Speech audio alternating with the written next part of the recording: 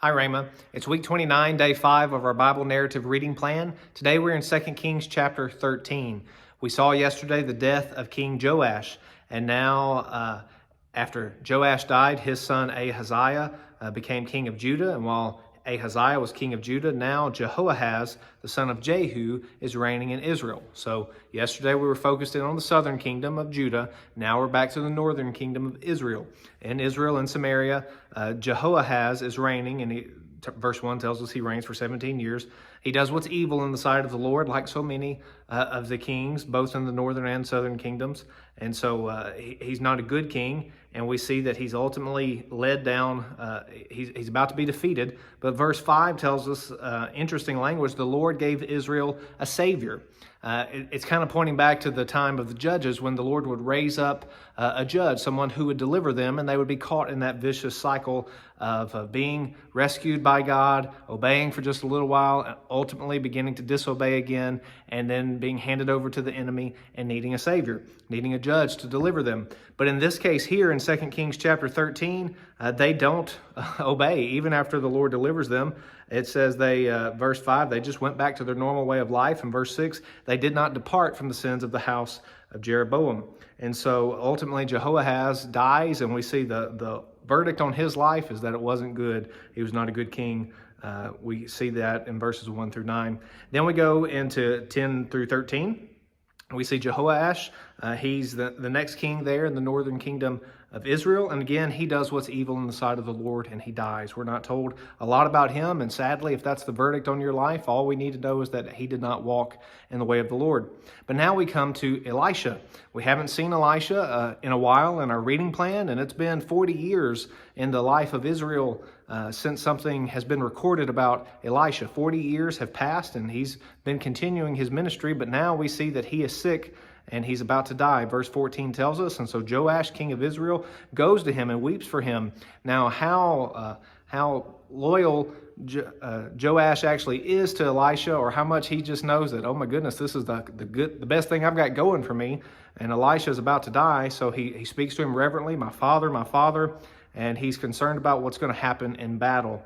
Verse 15 tells us, Elisha tells him, Elisha's on his deathbed. He tells Joash, open the window, draw back the bow and arrow, and shoot the arrow on my command. And when he does that, when Joash obeys, Elijah interprets this as the Lord's arrow of victory, that they will indeed have victory over Syria. So this should be good news. But then Elisha tells him, take and shoot everything in your quiver. But he stops on the third arrow. He doesn't release all of his arrows. He only does 3. And so Elisha is frustrated with him. He says, you should have struck 5 or 6 times. You should have sent the whole quiver, which would have been 5 or 6 arrows. If you had done that, Elisha says, you would have had complete victory. But now you're only going to strike Syria 3 times, but you won't have ultimate victory. Well, that's the word of the Lord through Elisha. And then verse 20 tells us that Elisha dies. He's buried, and in those days you could have been buried in a cave. You could have been in a kind of a pit that's made out of soft dirt, and so graves were pretty accessible. The verse tells us that bands of Moabites used to go through the land, and at one point they threw a marauding band threw a dead man into the grave of Elisha, and as soon as that man touches the bones of Elisha, he's brought back to life. Now, this is a very interesting story, and again, this is something that would happen in the Bible's times. I don't believe that it's something we should be expecting today, but here's the point. Elisha is the prophet of God. He has given a prophecy to the king of Israel. Now that Elisha is dead, will that prophecy prove to go away? Will it cease to be true? And the answer is no. Even as Elisha has died, he still has the Spirit of God resting upon him, so much so that even his bones have the power to raise life, just like Elisha did during his earthly ministry.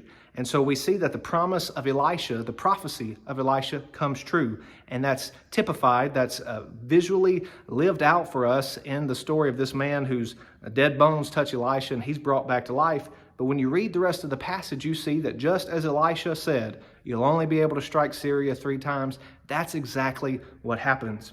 And so the Lord is faithful to his promise to Abraham, to Isaac, and Jacob. That's why he's faithful to Israel, not because they have done what's right. They haven't done what's right, but God is faithful to keep his promises. And it's important for Israel to rely on the words of the prophets of God. Even long after they're dead, they should be abiding by what God has spoken to them through the prophets. Here's a summary of today's reading.